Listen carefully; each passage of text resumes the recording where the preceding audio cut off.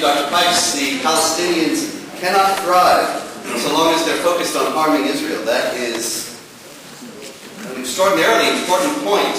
And I think we've already seen in some of the earlier presentations why it is that they cannot thrive and are not thriving, having to do with when they turn on the television and see this propaganda exhorting them to hatred and to violence and to destruction. How on earth will they be turning to anything else? And that brings us to the next presentation, which is probably the most important film that has been produced in the last year or last decade, last century. It's really a very simple film, as you'll see. It merely shows some passages from the Islamic holy book and then Muslims acting upon those passages. As we have already seen, Muslims exhorting one another to violence on the basis of violent passages in the Quran from the Palestinian Media Watch and other sources.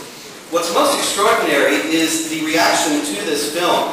Most importantly, that it has become the center of efforts at the United Nations to criminalize this film and other presentations like terrorism against Israel and against the world. And this film has become the linchpin of those efforts on charges that it is slanderous to Islam. It is noteworthy that in Islamic law, the definition of slander is anything that is said that one does not wish to be known. Note well, it doesn't say anything that is false. Keep that in mind as you see this film.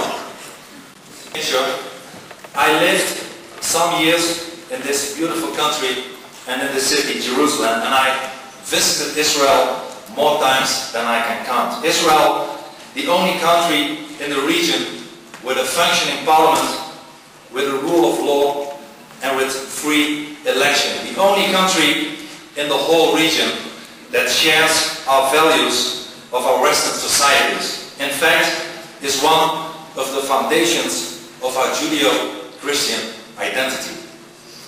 And we are here today to voice our concern over the growing Islamization of the West.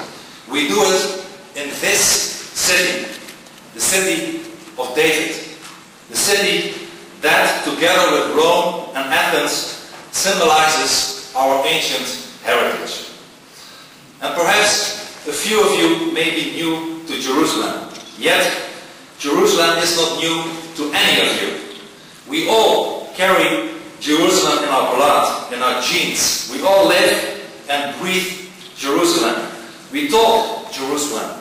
We dream Jerusalem, simply because the values of ancient Israel have become the values of the rest. We are Israel, and Israel is in all of us.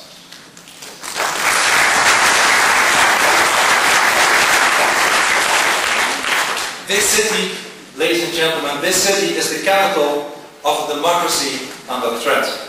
Israel is under siege, like the Jewish community in the land of Israel is under siege for over a century now. Israel, with all its glory and splendor, is unique and its history unparalleled. Yet, Israel's security situation is not unique, and neither is its enemy. Samuel Huntington wrote it so truly. Islam has bloody borders. Israel is located precisely at that border. This tiny country is situated on the fault line of Jihad, just like Kashmir, like Kosovo, the Philippines, southern Thailand, Darfur in Sudan, Lebanon and Aceh in Indonesia. Israel is simply in the way of the Islamic advance, just like West Berlin was during the Cold War.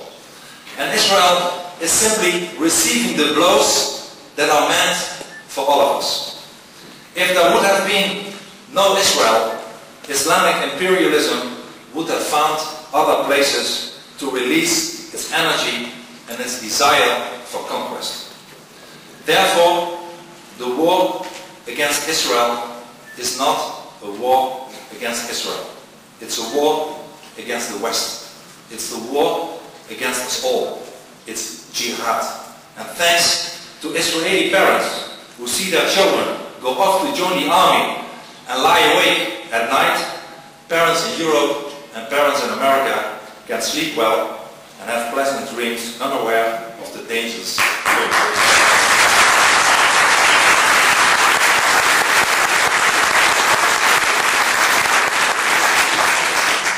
At present, the front line of the jihad runs not through the streets of Tel Aviv and Haifa only, but also through the streets of London, Madrid, and even Amsterdam. Jihad is our common enemy, and we better start facing jihad before it's too late.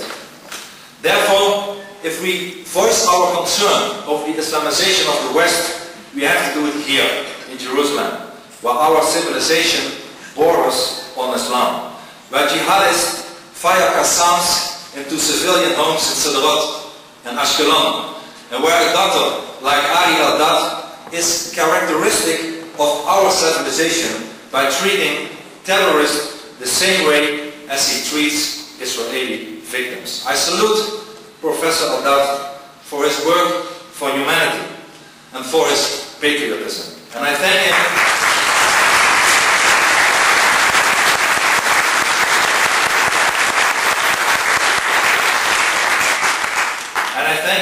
Professor al-Dad for hosting this conference in this great city. Ari, I'm proud to be your friend.